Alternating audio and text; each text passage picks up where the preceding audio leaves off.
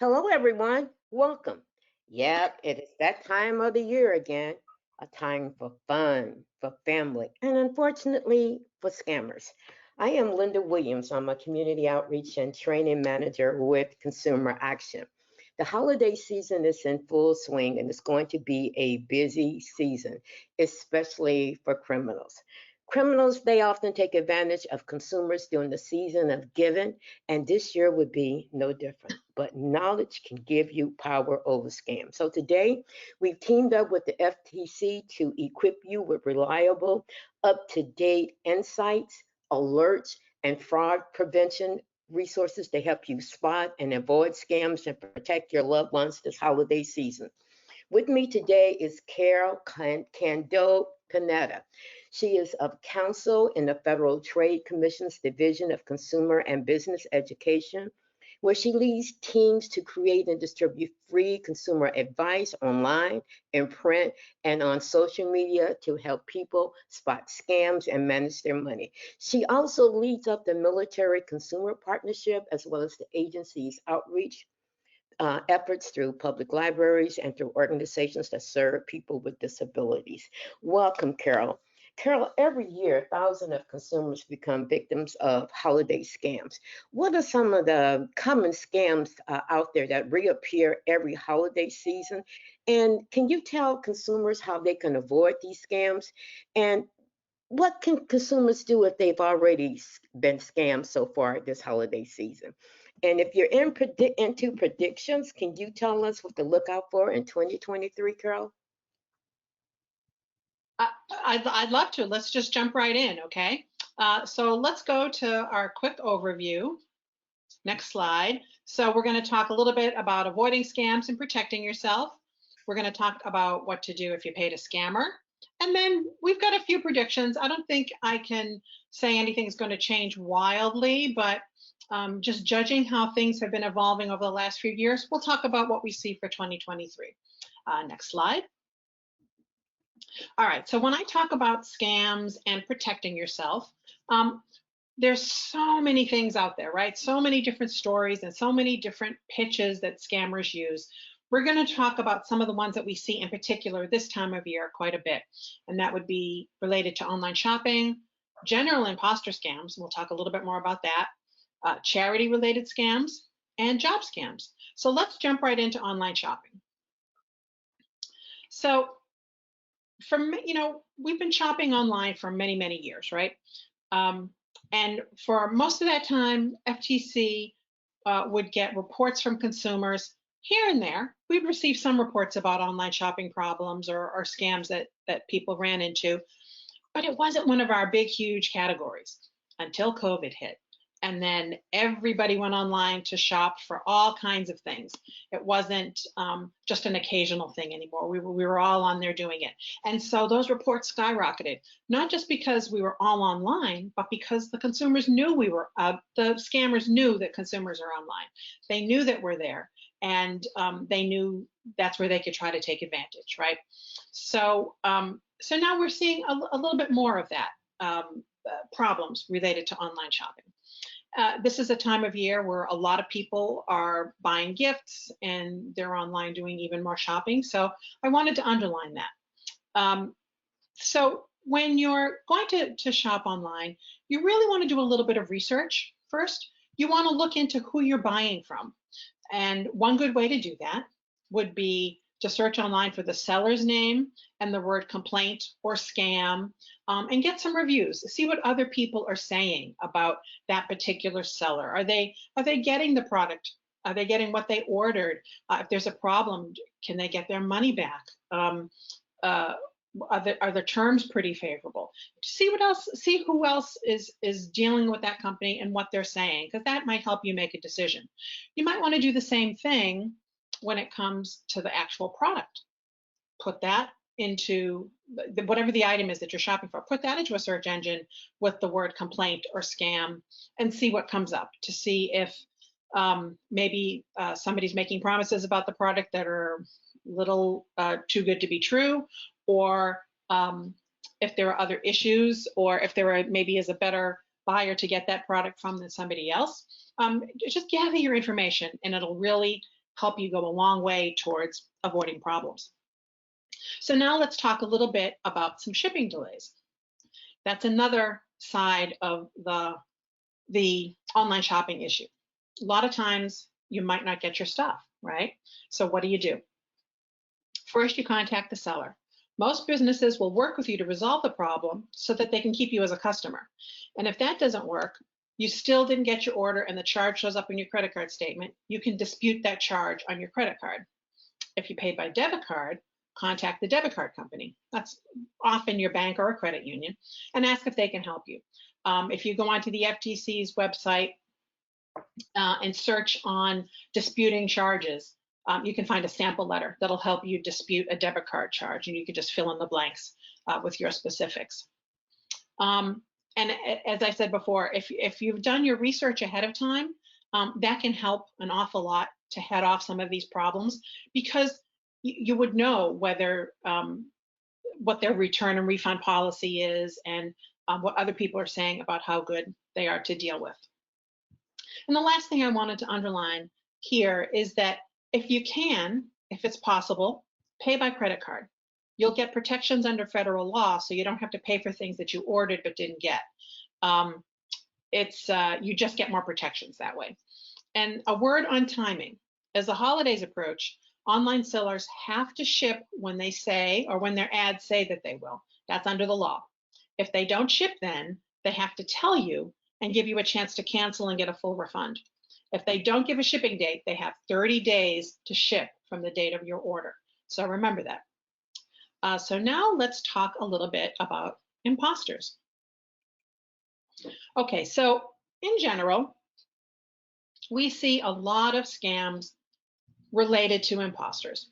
So what is an imposter? It's an impersonator. It's somebody that pretends they're from a government agency or a legitimate business, or that they're somebody that you know, and they've always got a story. There's always some kind of an emergency, and they try to pressure you. They try to create a sense of heightened emotion that there's some sort of a problem, or there's something great that's going to happen if you just pay them, and they'll help you either fix the problem or get the prize, but you have to pay fees or charges or things like that. So we're not going to talk about every kind of imposter scam, because there's so many different variations, and they do change all the time. But that's some of the basics of an imposter scam. A lot of times, imposters will ask you to pay in a way that makes it very difficult to get your money back. Okay, so we'll talk a little bit more about that in a few minutes. But just the general outlines, that's an imposter, right? They're pretending to be somebody that you know and that you trust or do business with and feel comfortable with, and they're saying that there's this terrible situation, something terrible is going to happen, but they can help it go away if you just pay them. Okay, that's the bottom line.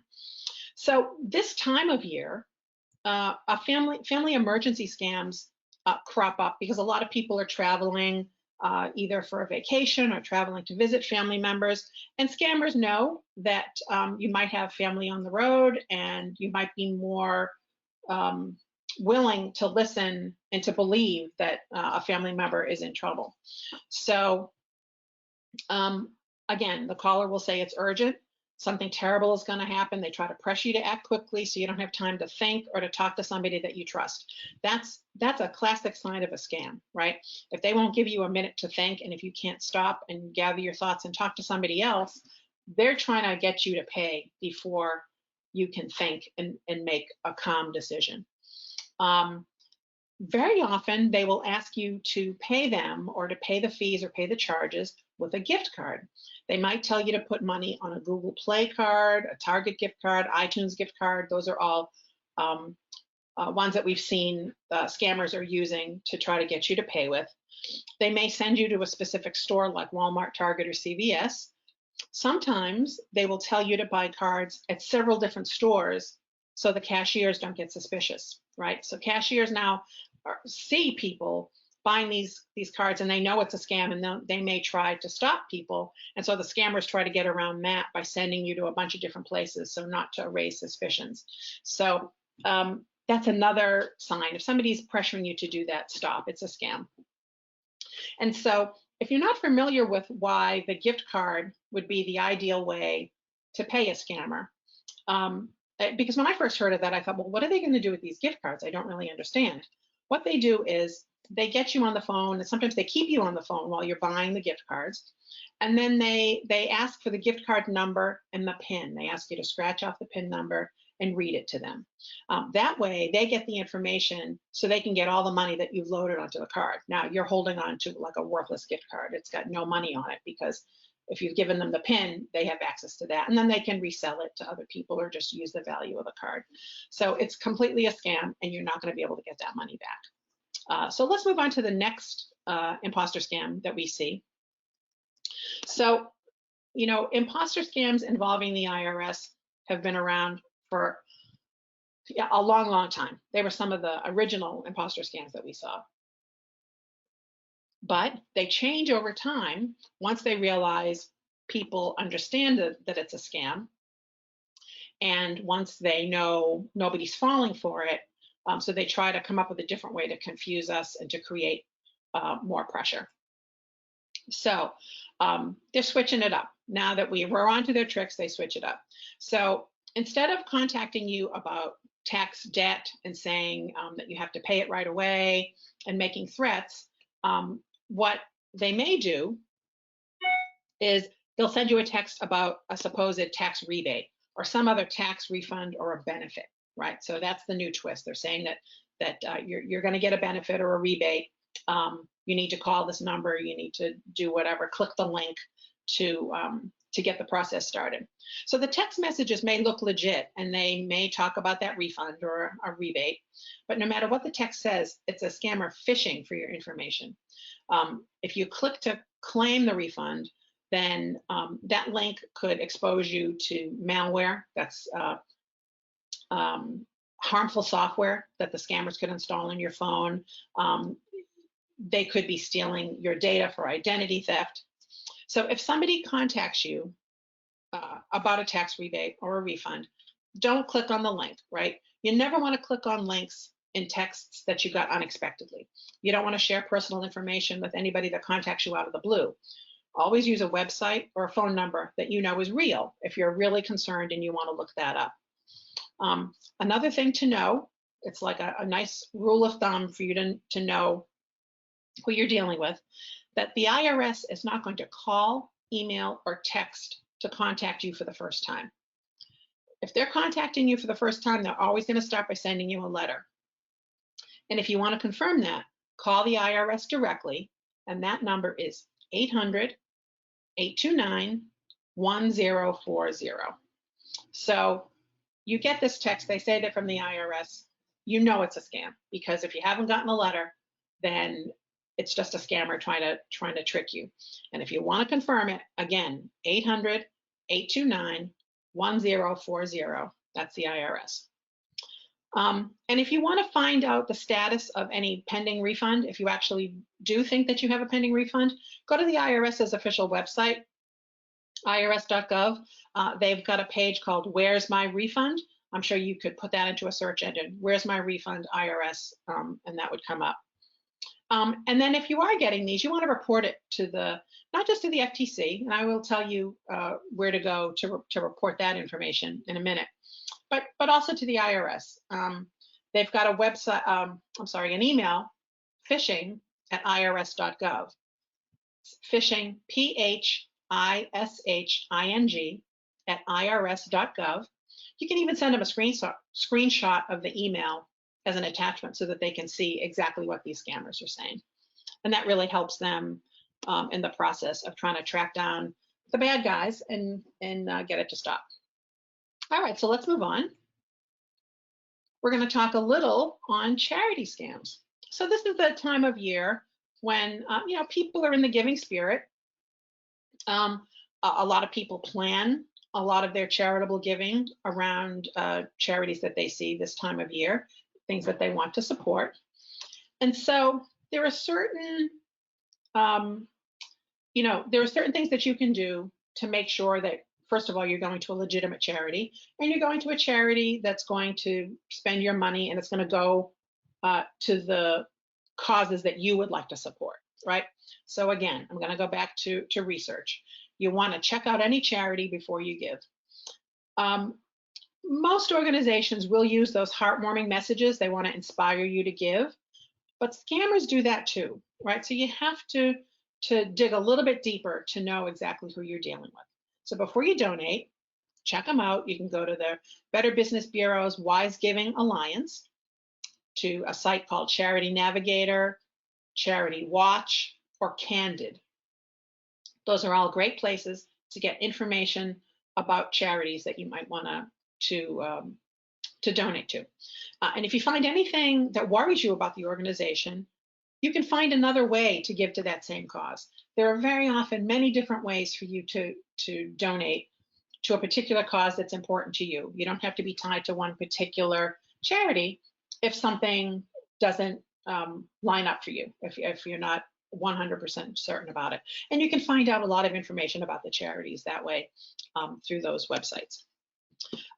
You may want to contact the charity and ask how much of your donation will go to that particular charity, especially if you donate through an online platform. That platform, or another organization that's part of it, may keep part of the money as a fee before sending the rest to your chosen charity. And so you want to know that. You want to know how much of your money is actually going to that particular cause and not just to the mechanism of the donation. That information should be clear and easy to find on that platform's website. If it's not, think about donating directly to the charity instead. You might be happier with the result. More of your money might go to the actual cause instead. And you don't want to rush, right? Because scammers know that that if they pressure you, they're going to create that sense of urgency. They don't want you to have time to do the research on the claims that they're making, or to think through who this organization is. Honest charities always need your donations, but they won't rush you into donating immediately. They'll give you that time to do some research, to think about it, and to make the plan your own way, to give to who you want to give to. And I'm going to repeat this again. Pay by credit card if you can. It's the safest bet. Scammers often ask you to wire money through companies like Western Union and MoneyGram, or to buy those gift cards. So they might even insist that you pay through cryptocurrency. And if somebody says that those are the only ways for you to donate, you know it's a scam. You're always allowed to use a credit card. All right, so let's talk about what's next. What do we have coming up here? So it's a good time of year to make a little extra cash, right? So lots of people are looking for an extra job, a little side job, other ways to make money over the course of the holidays, right? The one thing I just wanted to underline for you is don't pay to get the job. Scammers are out there promising jobs, but they say, in order to get the lead, in order to get that job, you have to pay them. No legitimate job is going to make you pay for expenses or fees just to get the job. Anybody who is pressuring you to do that, they are a scammer. Next, you never want to give personal information up front. Some scammers are going to try to get your credit card account number, your bank account, maybe even your social security number as soon as you're in contact. And you want to do a little bit more research, maybe meet in person, or make sure that it's a real opportunity and it's a real employer before you start sharing that kind of information. Again, I would always suggest that you search online for the name of the company, plus the words review, complaint, or scam. You might find that they've scammed other people with sort of this temporary job come on, or whatever it is that they're offering. It's always good to see what is out there to get an idea of the kinds of things that other people are saying about that company. And just slow down, take your time, talk to somebody that you trust before you take a job offer, or before you invest in some sort of a business opportunity. That's another aspect of this. You want to ask people that you trust, what do they think? Do they think this is a good fit for you? Does it sound like a good offer? That way you can talk out the pros and cons a little bit and figure out whether this is something that you really want to do. You can learn more at ftc.gov/job scams. we get into a little bit more detail because this is relevant year round, right? People are looking for jobs all the time. We just see sort of an uptick in people looking for jobs this time of the year. So it's worth taking a look. Okay, so let's talk about what to do if you were scammed. So somebody approaches you and they've convinced you to send them money somehow, or you've given them personal information. What's your next step? What do you do next? So in terms of paying a scammer, if you sent them money, a lot of what you do depends on exactly how you sent that money, right? So did you pay them with a credit card or a debit card? Then you want to contact the company that issued that credit card or debit card, probably a bank, and you want to tell them it was a fraudulent charge. You want to ask them to reverse the transaction and give you your money back.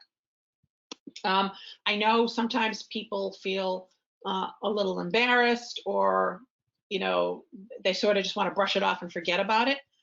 And you may have to push back a little bit, but it's always worth it to try, because the scammer stole money from you, and it's worth it to try to get that back and to reverse that transaction. It's always worth a try, particularly if you discover it pretty quickly after the transaction. If you realize, shoot, that was a scam, quickly, you're more likely to get that money back.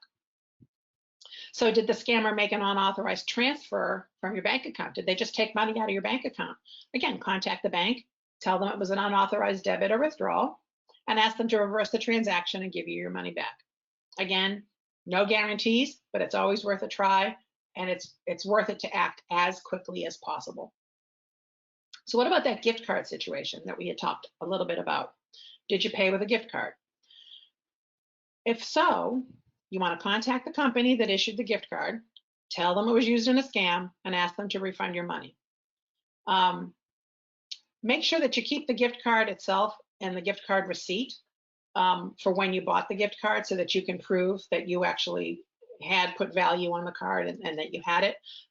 It's sort of evidence to help you out.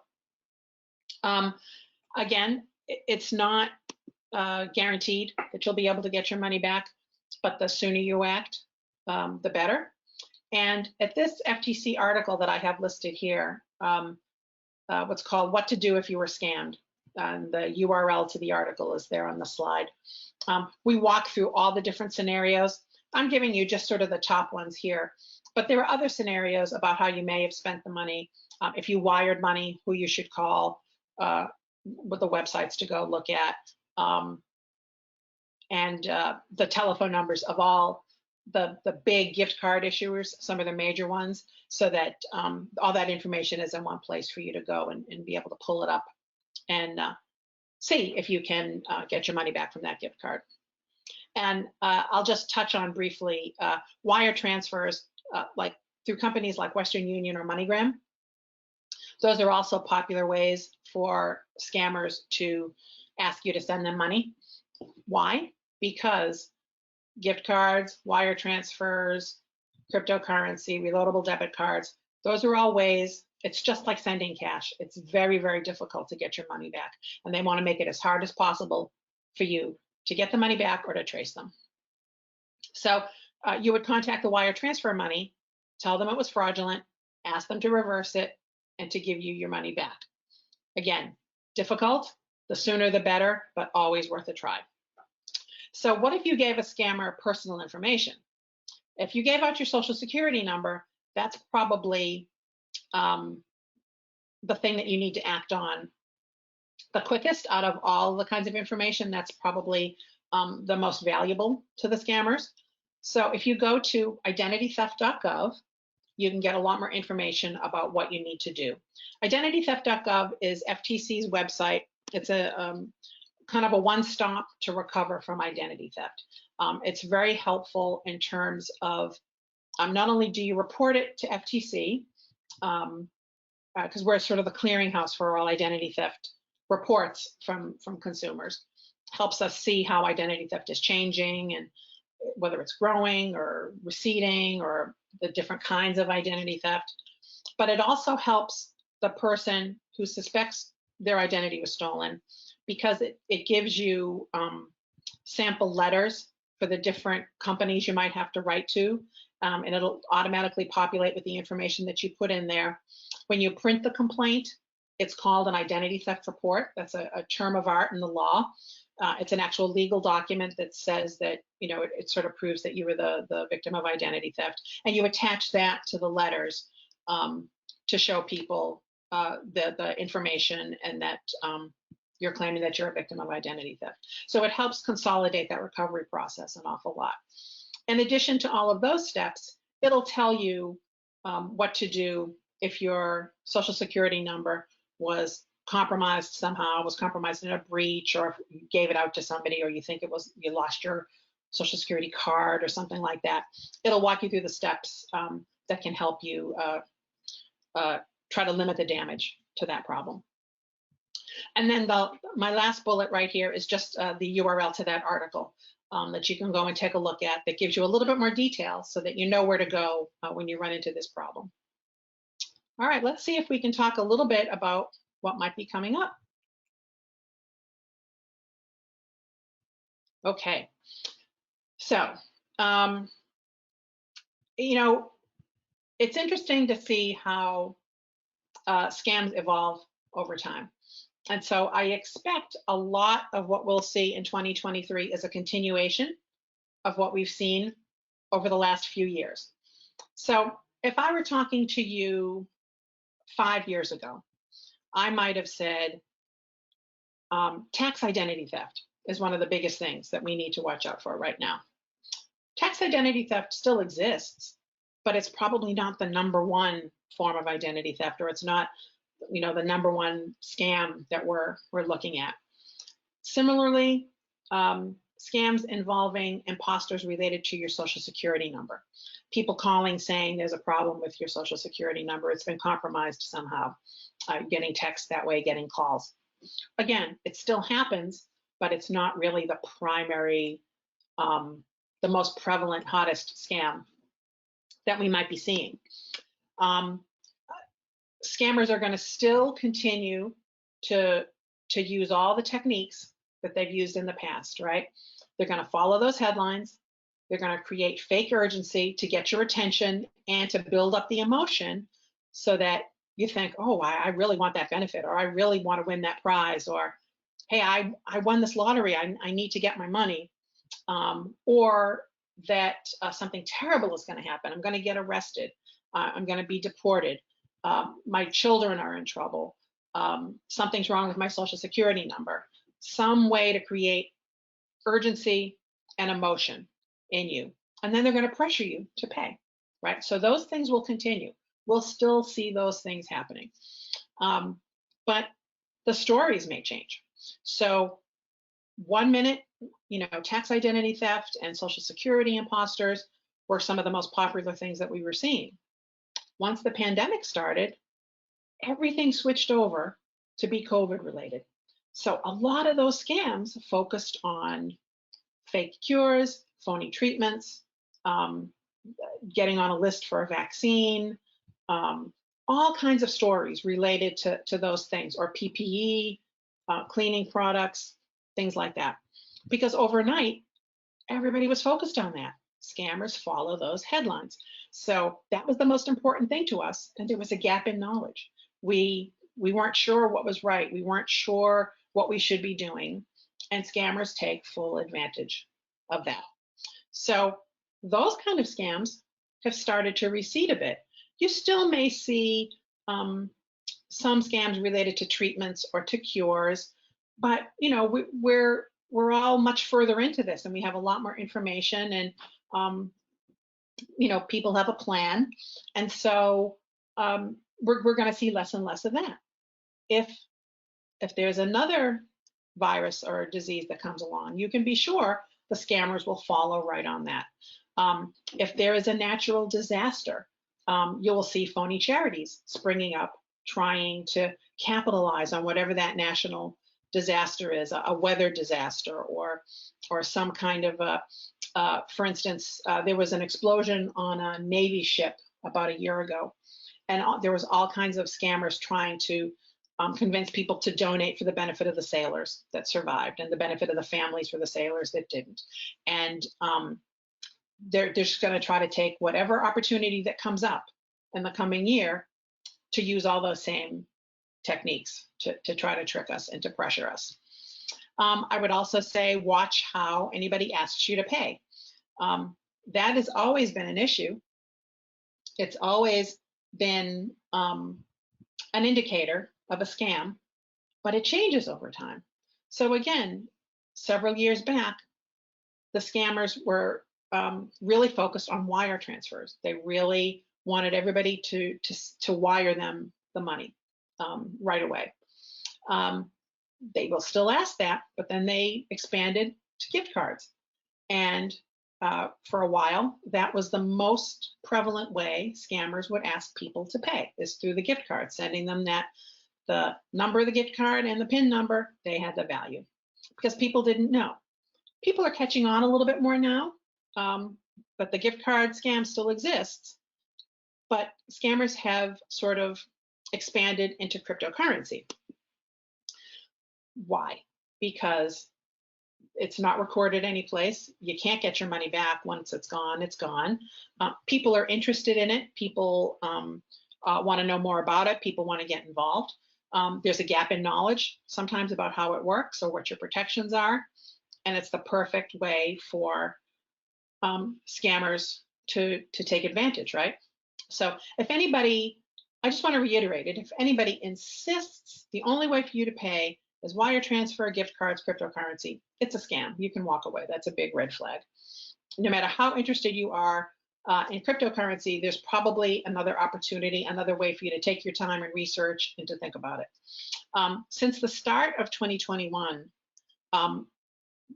just based on reports reported to FTC from consumers, 46,000 people reported losing over 1 billion in cryptocurrency to scams.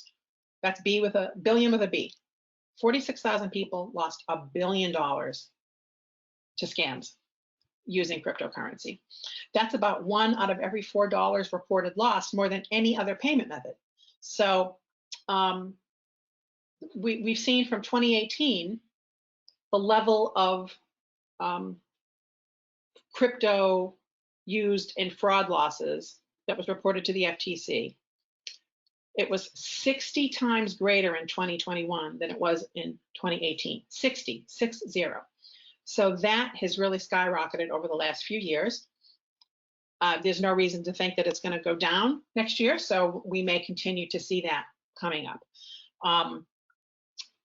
Again, it's just an easy way for scammers to try to rip people off, and you know, there's no need to give in to them until you have a chance to slow down and to talk to somebody that you trust. So the last thing I wanted to underline is, I think it's more important than ever to really familiarize yourself and to know how to protect your information and protect your devices. So aside from not sharing your social security number and your personal information too widely, you want to make sure that you update your phone and your other devices with security software, and you want to do it automatically. You want to make sure you have all the latest software and patches and things to keep your information and your devices safe. You want to use strong passwords. And if it's available, try multi-factor authentication. It's not available through every account or through every app, but if it is, you want to do that. It adds an extra layer of security, and it usually involves your password plus also a token or like a number that's generated from an app somehow. But it just adds that extra layer of security, and it does it protects you just a little bit more. Make sure that you back up your files and your information. You can choose to back it up to an external drive, you know, literally an external hard drive or a stick drive, some other way to save it off of your laptop, or you can save it up to the cloud. Some people choose to do both so that they've got kind of a fail-safe, so that if you encounter a scammer and you don't realize it and they get your information, or they try to blackmail you to pay them so you can get your information back, your photos, your tax returns, all of your files. Think about all the information that's stored on your phone and on your laptop and other devices. If you have a backup, then you're a lot less vulnerable to that. You'll have most of your information, and you can get your devices cleaned and get the malware removed and put your information back on it. So it's always a good idea to get in the habit of backing up your files on a pretty regular basis. You may want to cut down on how many calls and texts that you get from scammers in the first place, right? So that you're not even interacting with them very much. You can do that through call blocking or call labeling. Sometimes you can do it right on your device. Sometimes you have to call your service provider and try to arrange that. Blocking is just that. It'll block calls that aren't in your address book, or however you determine what calls you don't want to get. Sometimes you might miss an important call from a contact that you want to get a call from, like a new doctor or a new pharmacy or something like that. But you can sort of weigh that for yourself to see if that's a good option for you. With call labeling, when the call comes in, it'll say spam risk or ad or something like that, telemarketer. Depends on the service, but it'll just let you know this is risk for being spam, so that if you think it might be that new doctor or somebody else that you actually do want to talk to, you can pick it up, but it sort of gives you a heads up so you don't have to pick up all of them. And so my final thoughts, let's go to my last slide here. If you encounter any of the kinds of scams that we talked about today, or any of the behavior that I referenced, FTC really wants to hear about it. It helps us figure out how the fraud is changing, how the stories are changing, how the pitches are changing, how they're asking you to pay is changing. It helps us put together information to warn consumers as quickly as possible. Sometimes our attorneys and other law enforcers look at those complaints and use them to build investigations and to figure out cases to stop those scammers whenever we can trace back who they are and try to figure that out, build out that chain. Those complaints really help in the investigative process, and it really helps us develop our education and to let people know what's coming so that you can avoid it in the first place. Because it's always better not to have lost the money in the first place than to try to get it back afterwards. And we really want to tell everybody how to do that. So happy holidays, everybody. Happy online shopping. Stay safe online. And I hope maybe I talk to you in 2023. Thank you. Carol, thank you for providing us with such detailed information on how to avoid scams over the holiday season. Folks, I hope you were listening, because 'tis the season to be scams, and scams don't discriminate. Scams target everyone. So use the information that Carol provided and be on guard. Now, if you're interested in some more resources regarding scams and identity theft, go to our website at www.consumer-action.org. If you're interested in staying abreast of some of the scams, you can sign up for our monthly Scamgram newsletter. If you're interested in more information about identity theft, you can download our identity theft presentation deck. And one booklet that should be in every household in America is How to Complain. As an advocate for over 20 years, what I found is that most consumers do not know how to complain. Download our booklet. The address is there on the screen. Information for our identity theft presentation deck is there on the screen, and even the sign up for our Scamgram newsletter is there on the screen as well. So that's a ton of resources for you. Also, if you're interested in contributing to consumer action, you can contribute online by credit card or by PayPal by going to www.consumer-action.org/giving, or you can mail us a check. $25, $30 to Consumer Action, Attention Membership Given at 57 Post Street, San Francisco, California.